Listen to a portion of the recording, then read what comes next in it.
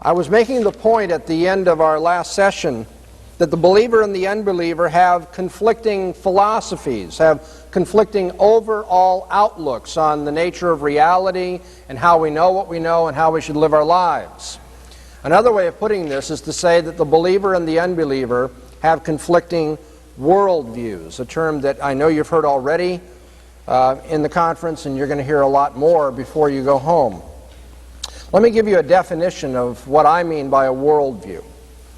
A worldview is a network of presuppositions which are not tested by natural science, and in terms of which all of experience is related and interpreted. Once again, a worldview is a network of presuppositions not tested by natural science, in terms of which all experience is related and interpreted. A person's worldview is a network, first of all. It's not just one belief. It's a whole system of beliefs. But the kind of beliefs we are dealing with when we talk about a worldview are that special variety of beliefs called presuppositions. We'll say more about what a presupposition is later, but for now, suffice it to say that a presupposition is not just any assumption a person has. It's a very fundamental or logically basic assumption. It is, in fact, the precondition of that person's thinking. Because a person's presuppositions about the nature of reality and the nature of knowledge and the nature of human conduct and value, a person's presuppositions provide the precondition for choosing the problems that you consider genuinely problematic, giving you a method for discovering and resolving, providing for you the standards of interpretation. Everybody has just such a network of presuppositions. Now, that isn't to say that everybody knows they have these presuppositions. I mean, obviously, a person can have tuberculosis without knowing he or she has tuberculosis. In fact, a person can have tuberculosis even when they deny that they have tuberculosis. You may go to your next door neighbor, this guy who lives for all the gusto in life that he can get, and try to talk to him about philosophy and say, you've got your presuppositions and worldview too. He'll say, no, I don't. I don't even want to think about that stuff. So get away from me. I don't believe in thinking about philosophy. Just give me a beer and turn on the game on the tube. He may tell you that, but he's got his presuppositions anyway. It's just a matter of getting him to think self-consciously about his presuppositions. Everyone's got presuppositions. If they didn't, they wouldn't even know where to begin in the morning. I want you to stop and think about this for a minute. If you had to, when you wake up in the morning, you don't assume anything now. You just have to start from scratch, deciding what you're going to believe about life and about yourself. Well, should you sit up in bed, first of all, get dressed, have some breakfast, and then say, okay, now I've got to apply myself to the really tough questions. What is real? How should I live my life? No, because you've already decided that certain things are real and that you should live your life a certain way just by deciding to get up out of bed. And how do you know what you know? Are you the same person you were yesterday? Are you the same person you were a week ago or a month ago? You go down to the table and your mother says, "Hi, Johnny, how you doing today?" You just take it for granted you're Johnny. But you see, that assumes that there's personal identity between you, the Johnny of this morning, and you, the Johnny of last week. Now I am sure that you're all sitting there saying, this guy has lost it. He's worried about whether I'm the same person I was a week ago. Well, believe it or not, there are reasons why philosophers get worked up about questions like that. But the reason is not that they just get up and this question confronts them. You see, that's the kind of question that comes after you've thought about other kinds of questions that require looking into assumptions and methods, and then they start testing their assumptions and methods and they get into deeper sorts of levels of abstraction, and finally they ask the kind of things which make people wonder if philosophers are sane at all. But since you think I'm insane, I'll play the game with you. And how would you prove that you are the person that you were last week, allegedly? How would you do that? What if I hypothesized that God created the world this morning, He created everybody in it, and created them with the memory bank that you now use as memory, thinking that you existed a week ago and that you were doing whatever you were doing according to your memory a week ago. Now you may say, well, that's a silly kind of thing, who cares? And maybe it is. But I'm from the land of fruits and nuts, and so we're kind of nutty about these matters. I might still say, okay, it seems kind of silly, but then how do you know otherwise? When you get up in the morning, you took that for granted. You assumed identity of your person over time. And that, I want to assure you now, all kidding aside, is one of the most perplexing problems in philosophy. Personal identity. You assumed that memory was reliable. You assumed you could trust your senses. You assumed you should live in a certain way. You assumed that eating a certain kind of food was good for your body or would be pleasurable. You assumed a lot. You didn't explore and discover all those things new every day. Everybody has presuppositions. Everybody has preconditions for living their life, evaluating things, knowing what they know. And when you go off to college and you find people with an antagonistic point of view to your Christianity, what I want you to see is that the presuppositions that that person is using, the worldview that that person is using in opposing your Christian outlook or worldview is going to be the crux for defending the faith.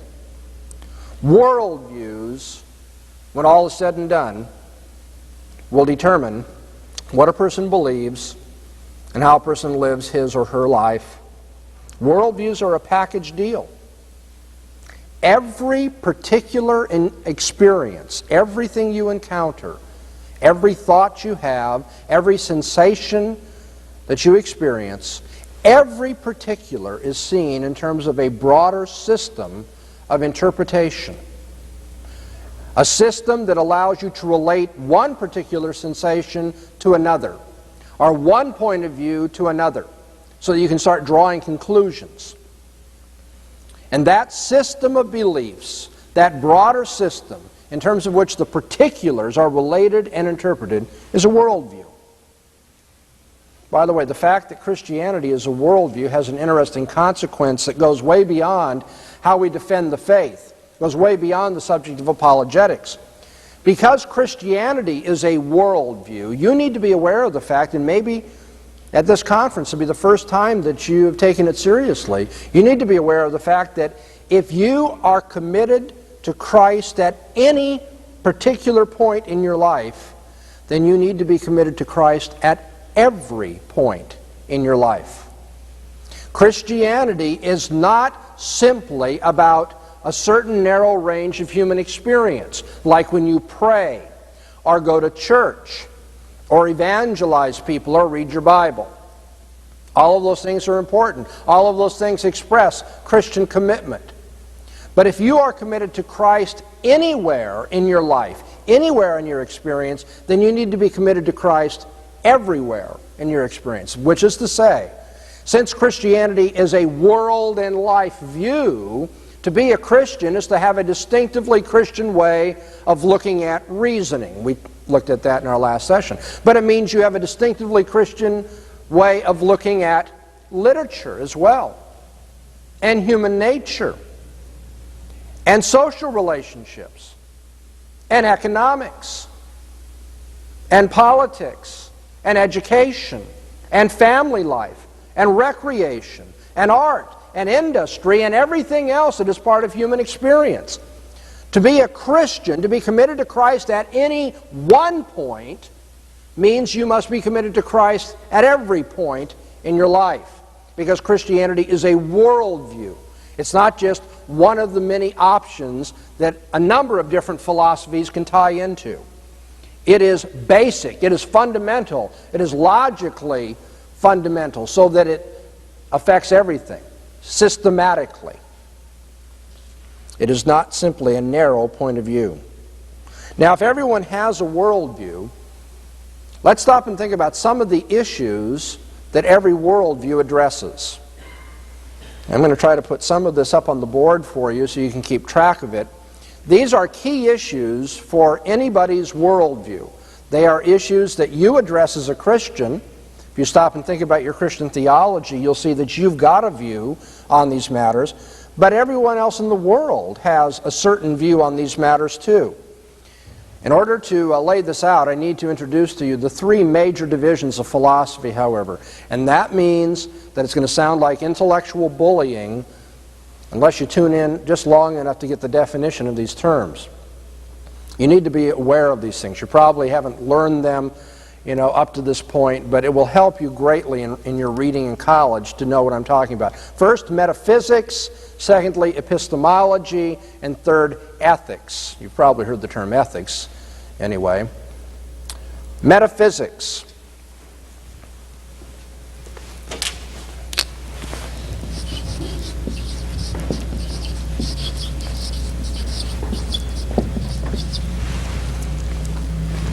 Metaphysics studies the nature of reality,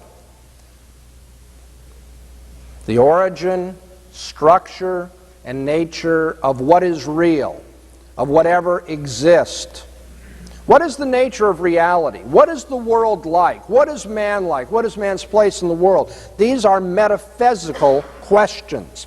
They're not questions about the physical world simply, but that which goes beyond the physical world and accounts for the physical world. And I'm going to give you 5 questions that at least have to be addressed in any adequate metaphysic, any doctrine of the nature of reality. First is the question of the nature of man. What is man? What's he like? Is man free? Is man basically good? Is man an animal? These are metaphysical questions. Secondly, there's the question of the nature of the universe. What is the origin of the universe? Where did it come from? How did it get here? What's its structure? How does it work? Thirdly, there's the question of the existence of God. So we have the nature of man, the nature of the universe, and the nature of God. Then obviously, what is man's place in the universe before God, if there is such a God? These are metaphysical questions.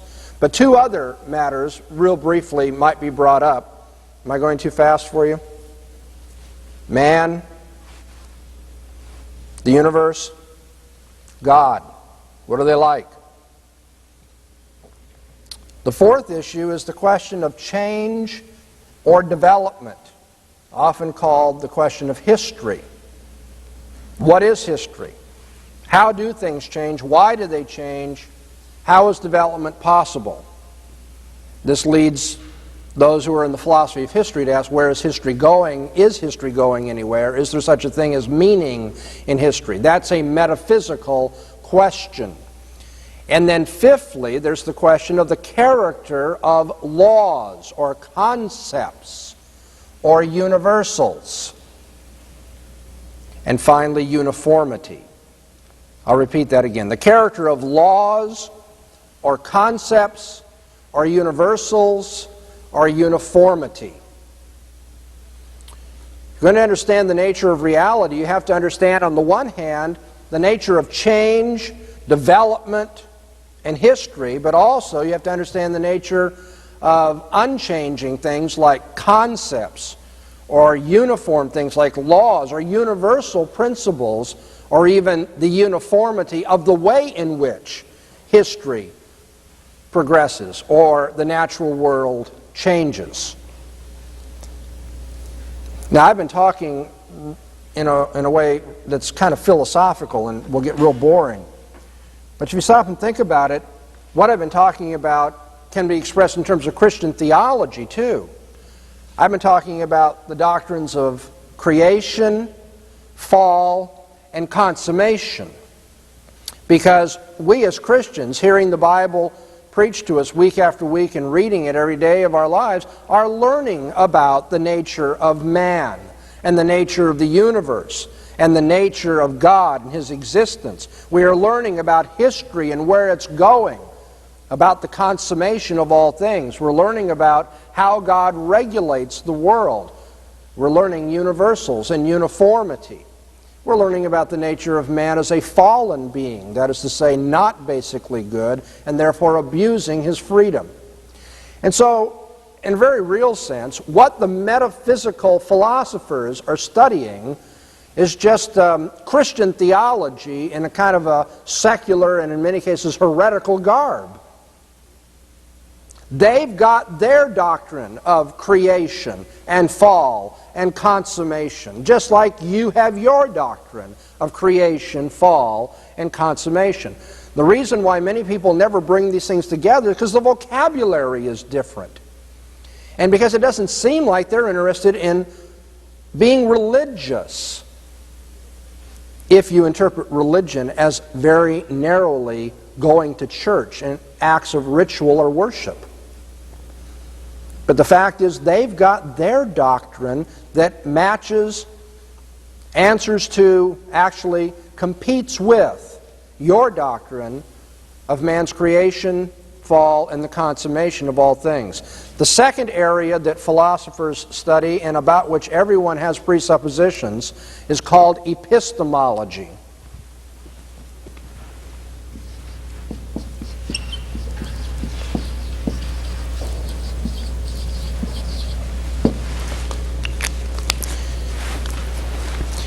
Epistemology is one's theory of knowledge.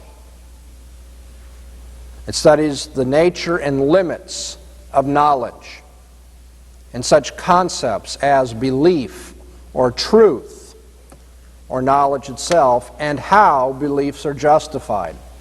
Epistemology is a general theory, then, of man's knowing, how it's possible, what the limits of it are, what methods are to be used in pursuing it. Four particular questions that epistemological philosophers address are these. First, the nature of truth and objectivity. What is the very nature of truth? And related to that, the nature of being objective in one's thinking. Secondly, what is the nature of belief and knowledge? What is the relationship between believing something and knowing something? Is knowing something just a case of believing it with all your heart? Or is it something more than that? Is it possible to know something and not believe it? Is it possible to know something and believe it and yet not profess to believe it? These are questions that we ask in epistemology.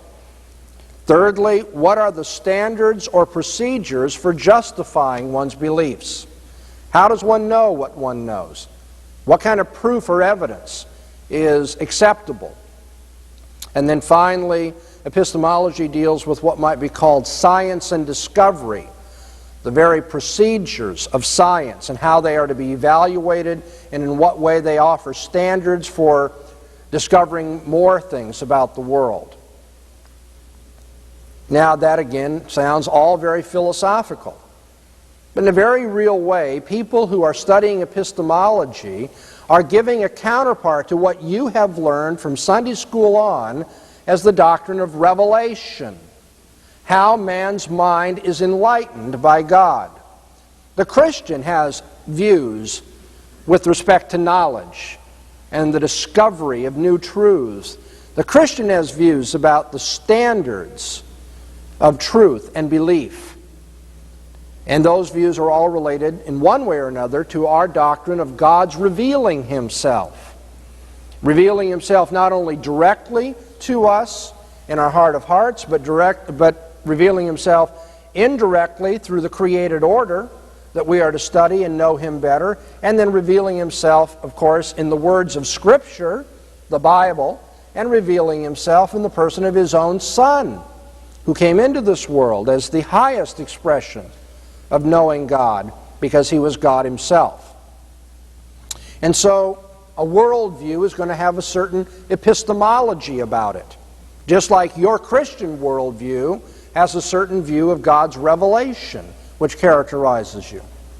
And then finally, philosophers study ethics, obviously the study of right and wrong, good and bad attitudes and actions. Ethics.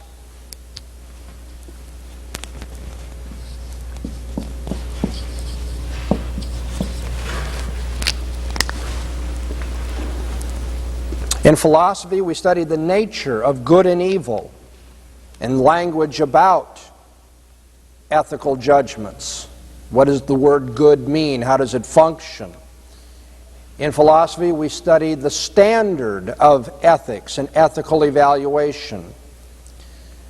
Under the general rubric of ethics, we can place the study of the notions of guilt, atonement, and personal peace. Fourthly, ethics looks at the nature of the social order and the state. And finally, ethics studies how one attains or produces moral character, how one comes to conduct himself or herself in an ethical fashion. So we have the question of the nature of good and evil, the standard of ethics, the question of guilt and personal peace, the question of social order in the state, and finally the question of how we produce or attain moral character and conduct. Now that sounds very philosophical, perhaps, and yet you as a Christian have studied ethics the whole time that you've been subject to the preaching of God's Word. The whole time that you've been reading Scripture, you've been reading ethical subjects. Obviously, the fall of man has to do with ethics. Why it is that it's now difficult to attain moral behavior. The fall of man has something to do with guilt. Moreover, the doctrine of redemption in the Bible deals with this whole notion of guilt or atonement and personal peace. How is man to find a solution to his personal problems? That is a secular way of putting it. The Bible puts it in terms of how man is redeemed, how he comes to have a just standing in the sight of God. So over against these three areas of metaphysics, epistemology, and ethics, I hope that you'll put in another column, if you will, something of the Christian counterpart to many of the sub-questions that we've been looking at. And that is the Christian counterpart found in the doctrines of creation, fall, redemption, and consummation.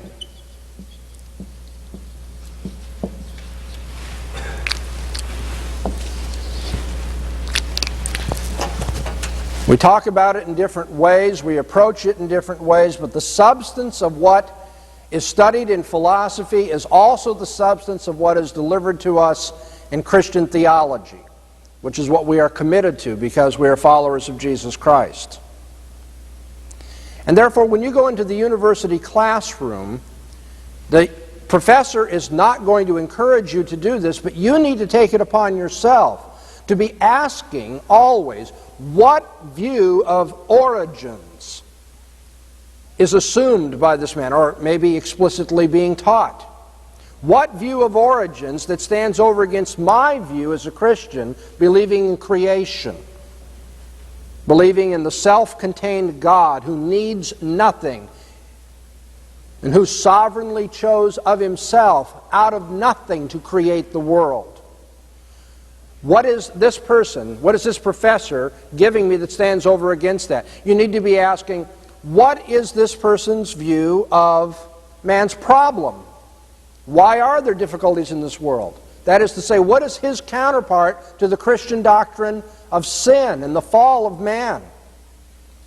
What kind of solutions to men's problems are we hearing at the university? That is, what secular theories of salvation or redemption are we running into?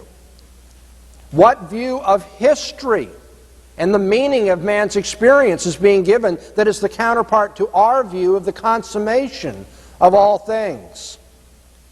Now let me real quickly run through a few examples for you just to show you that other worldviews outside of Christianity address these questions. Think about Hinduism for a minute, another world religion. Do Hindus have a particular view of origins that stands over against the Christian doctrine of creation? Well, they certainly do. In the first place, Hinduism teaches that nothing is genuinely new or real because there cannot be any change. All is one. And what we see in our illusory experience of change is really nothing more but the cycle of life, the wheel of life. And that is, though a very perverse and I think an absurd view of origins, it is the counterpart in Hinduism to the Christian doctrine of creation. Think about behaviorism. Behaviorism, as a school of psychology, tells us that human beings do not genuinely have freedom, but are rather nothing more than sophisticated stimulus response mechanisms. Human beings do what they do because they've been stimulated and conditioned to respond in the way that they do. You all know the story of Pavlov's dogs, right? Pavlov had this experiment many years ago where he'd ring a bell right before he fed his hounds. And he found that after a while of stimulating and conditioning them in this way, that if he rang the bell, even though he didn't put food in front of them, they'd start salivating. And this, in a very crude and simple way, is the model that is used by behaviorists to understand all of human conduct. We are nothing more but stimulus response mechanisms, glorified Pavlovian dogs, if you will.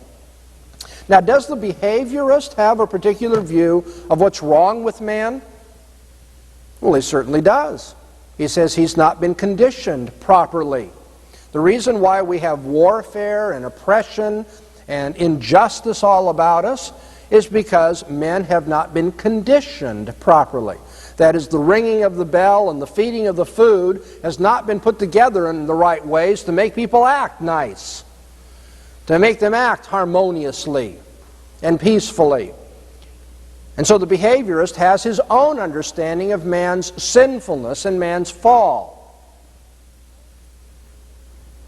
Think about Marxism for a moment, which we hope to see less and less of in history, and maybe we have some reason to be encouraged in seeing communism struggle around the world these days.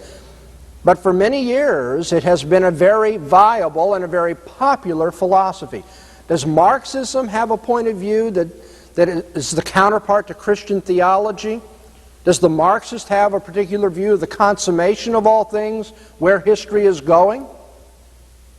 Well, of course, the Marxist does. We believe that history is moving in the direction of a greater conflict between the city of God and the city of man. We see the kingdom of Jesus Christ coming to have ascendancy over all that which fights against it, as every enemy is made the footstool of Christ's feet.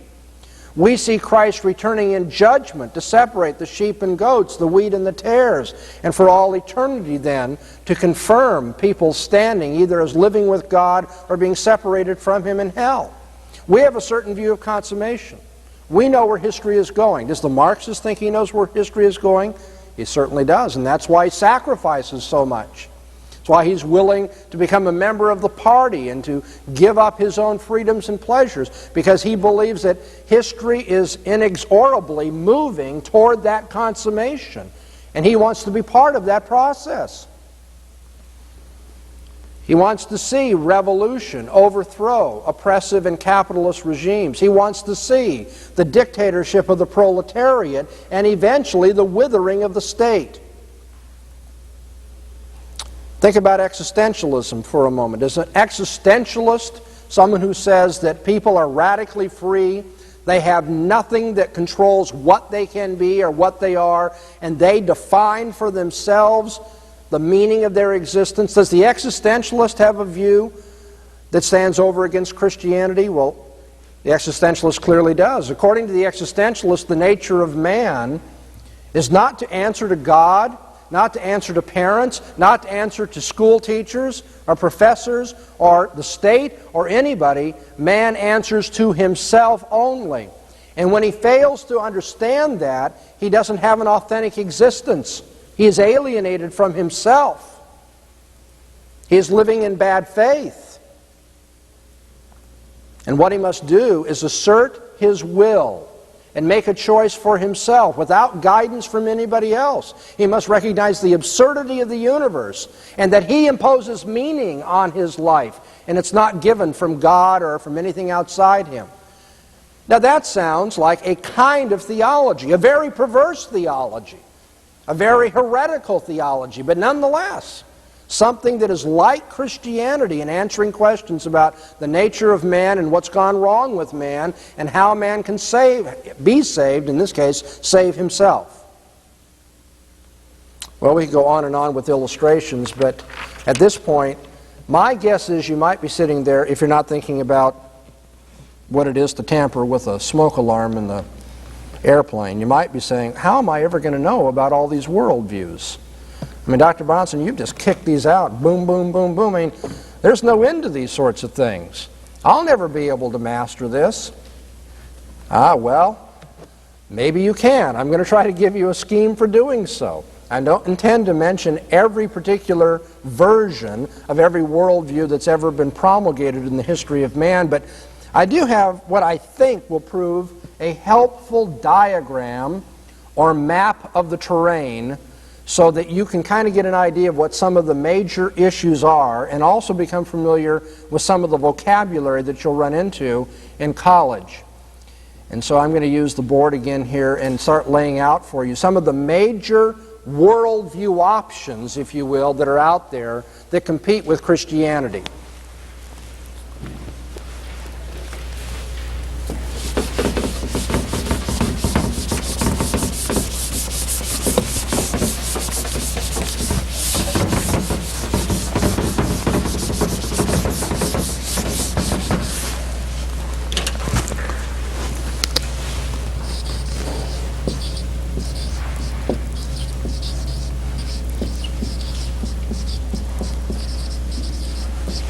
The first worldview that you should be aware of is what is called monism, and I put in parentheses spiritual here because technically materialism is a monistic view of the world as well.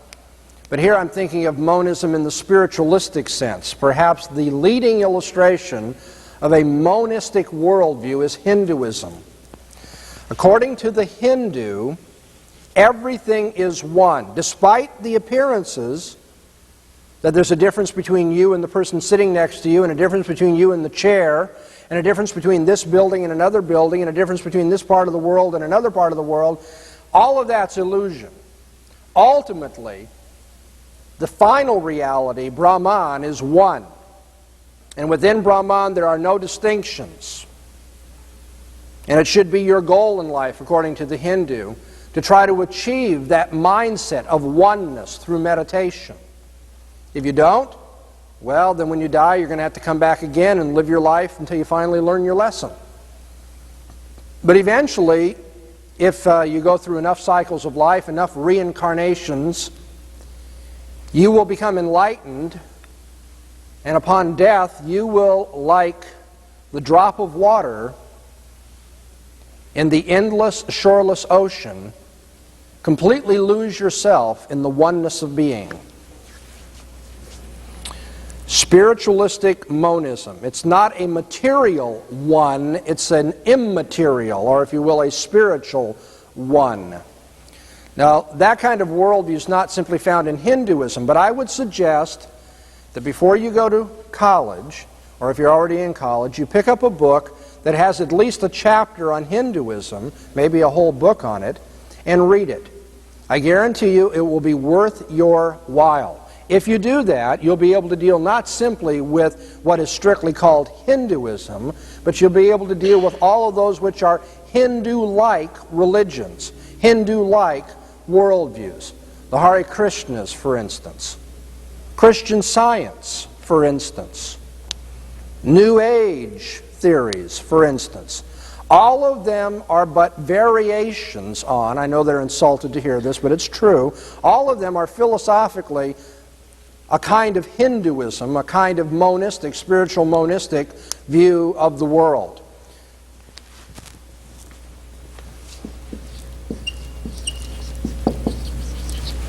A second kind of worldview can be called dualism.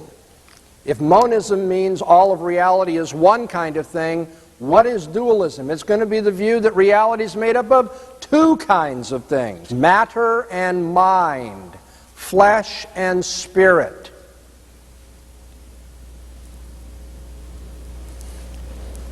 And examples of dualistic worldviews would be, first of all, idealism. I think here particularly of the philosopher Plato, but whether people know the technical aspects of Plato's philosophy or not, there are many idealists who think that beyond the physical realm of time and space, there are ideals or ideas that exist in and of themselves. Idealism holds that there is a realm known as time and space, but then there's something which is beyond time and space. Many idealists tend to be intuitionists when it comes to epistemology and ethics.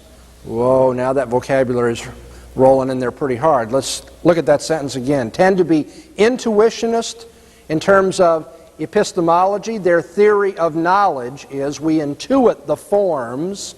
We know certain things as rational concepts that are innate to us, or intuitionists when it comes to ethical ideals. Ethics can't be justified, it's just something you intuit, they will say. These are forms of idealism. Another kind of dualism is found in what I call Stoicism and moralism.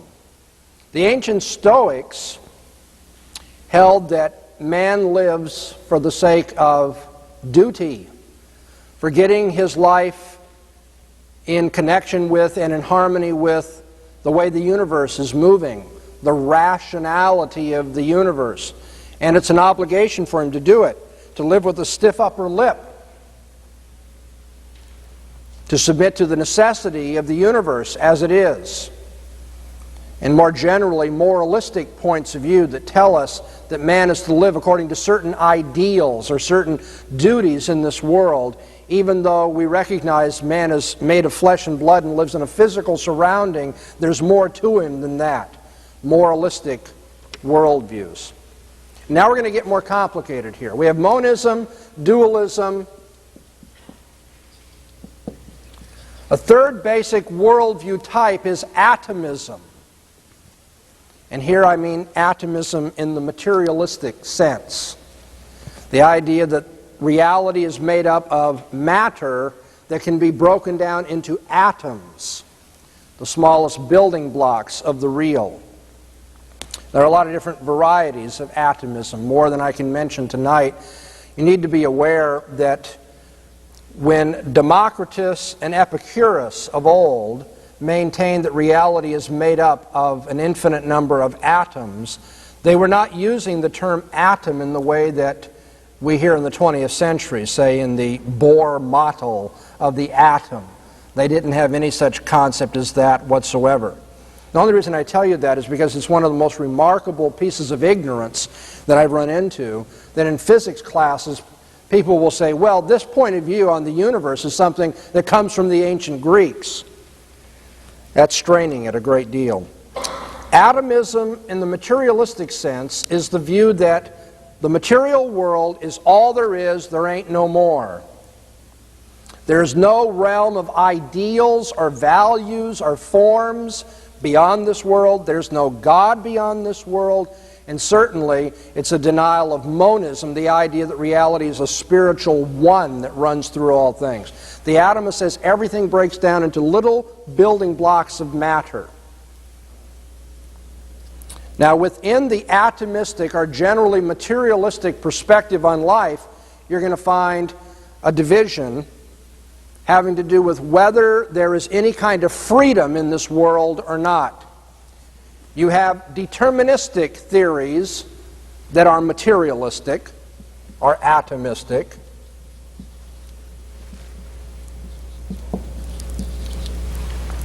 And then you have theories which are not deterministic, but I'm going to give a little bit more definition to that. That is, theories that say man does have a free will that can be exercised in a particular way. And particularly, man's free will is to be exercised in pursuing pleasure, what we call hedonism.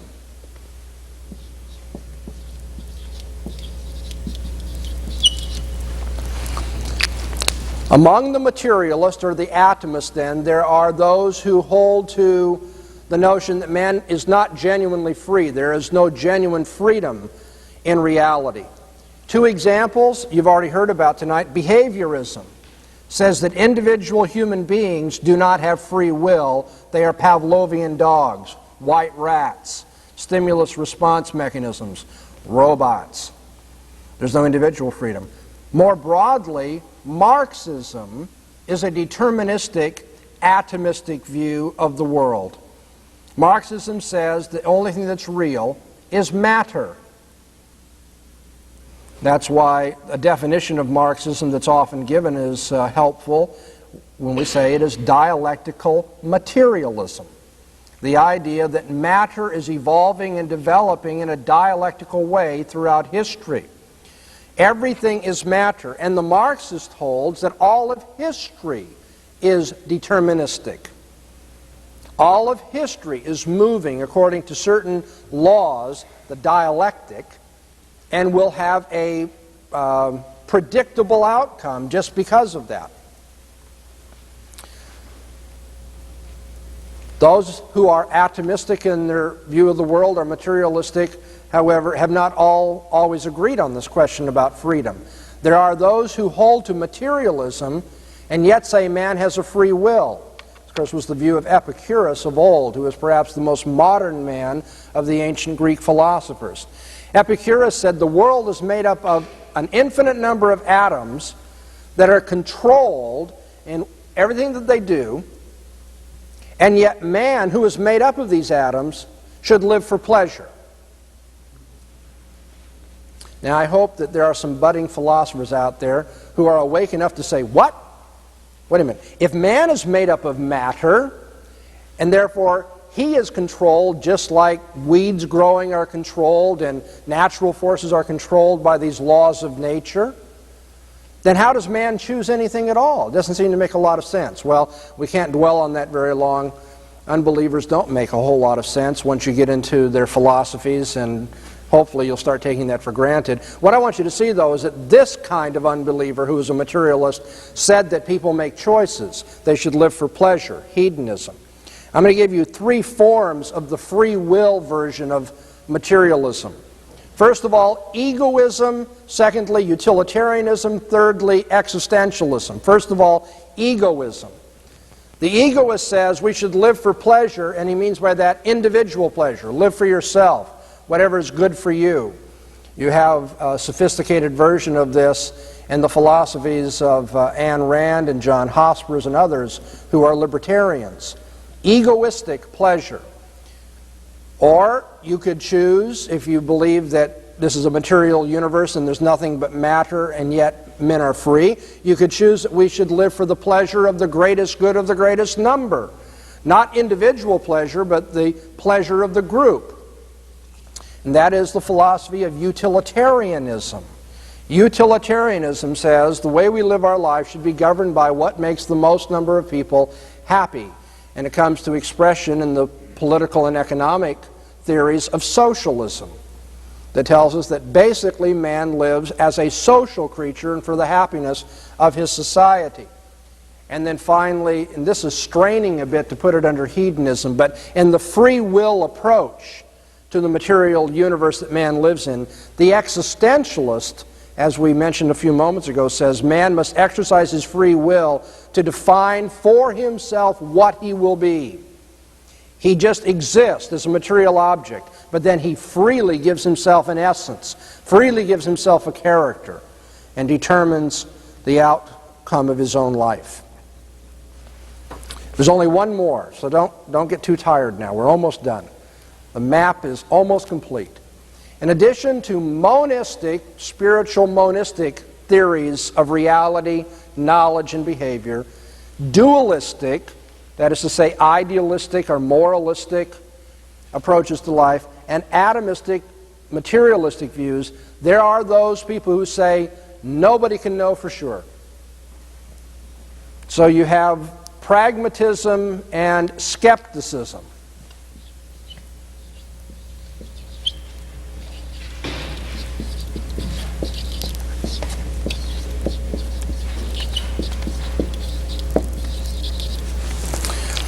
You have those who say there is no knowledge of ultimate reality available to man.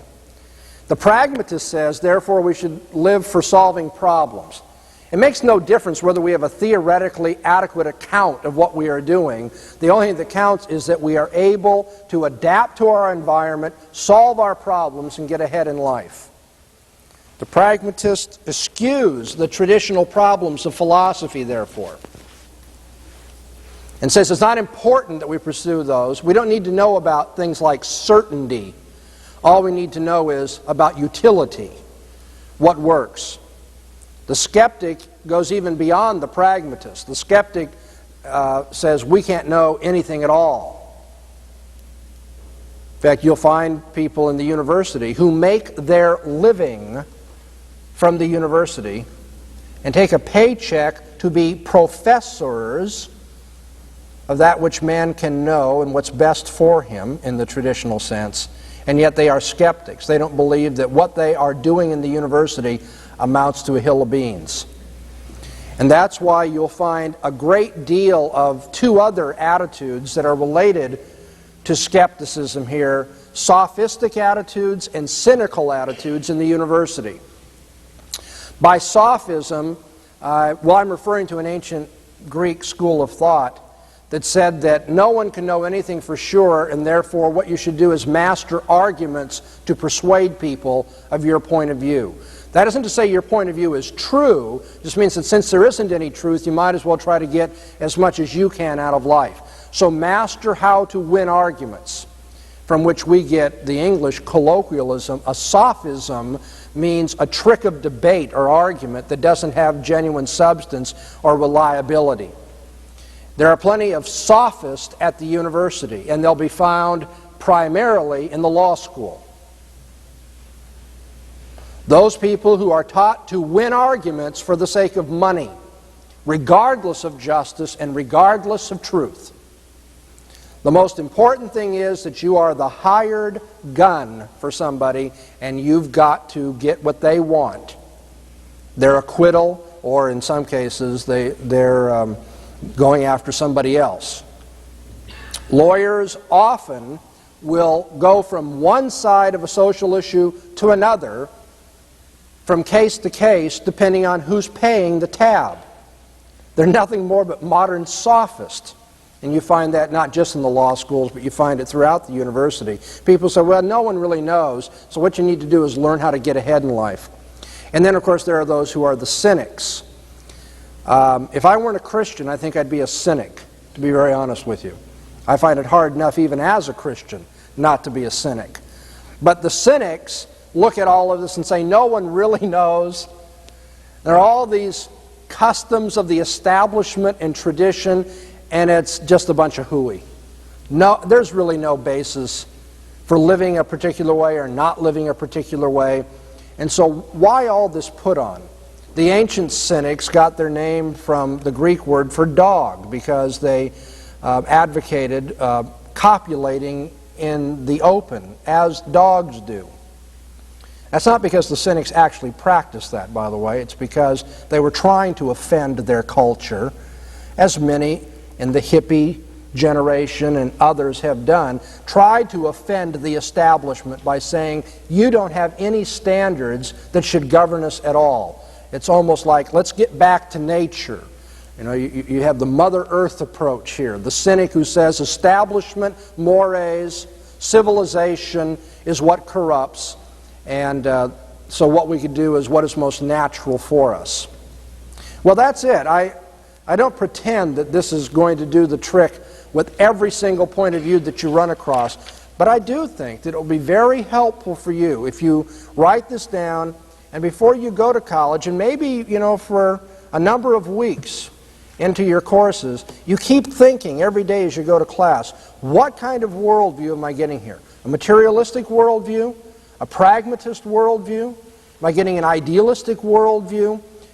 And then, in addition to that, and then tomorrow when I speak to you, I'll pick up on this point. In addition to asking what kind of worldview, you should be asking yourself, what does Christianity say about that?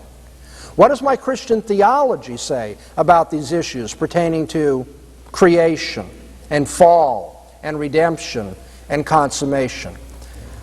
How do these worldviews stack up against each other? And then eventually you're going to want to know, how can we show that one is right and the other is wrong? And I hope to do that before we're done with this conference as well. But that'll be it for this evening.